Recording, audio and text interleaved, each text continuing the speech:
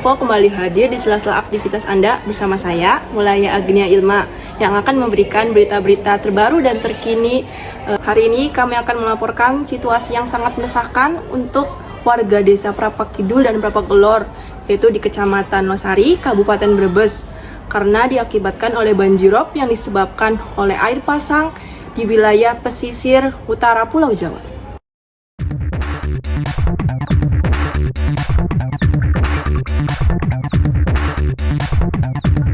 Simak laporan lengkap mengenai dampak dan upaya yang dilakukan oleh pihak berwenang untuk menyelesaikan masalah bencana ini.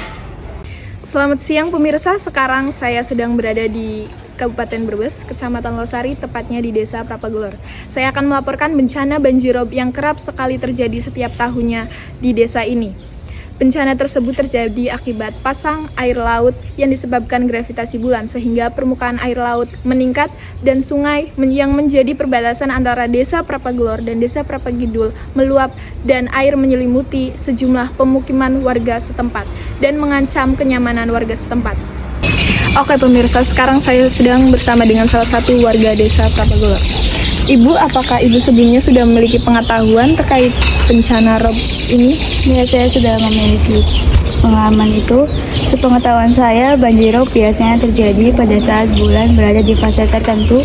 Gravitasi bulan menyebabkan pasang air laut. Paling parah biasanya dalam sehari terjadi 2 kali. Yang pertama itu pas pagi menjelang siang air surut, lalu sorenya air naik lagi melebihi pas pagi dan akan surut pada malam hari.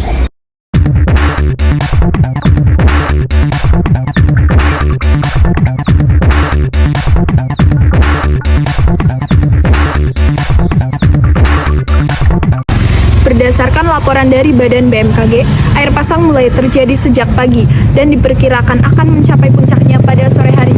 Ketinggian air meningkat hingga 25-100 cm di atas level normal. Akibat fenomena ini, beberapa kawasan di pesisir digenangi banjir, dan itu menyebabkan aktivitas warga setempat terganggu. Beberapa rumah di Desa Prapak Gelor dan Prapak Kidul terendam air, dan akses jalan menuju desa tersebut menjadi sulit dilalui.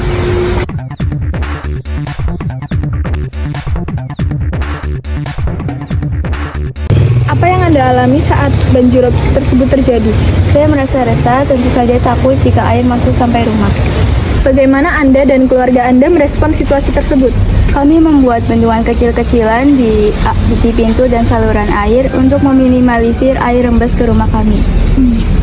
Warga mengaku sangat resah jika air sampai masuk ke dalam rumah mereka, karena air dari sungai tersebut sudah sangat tercemar oleh limbah rumah tangga.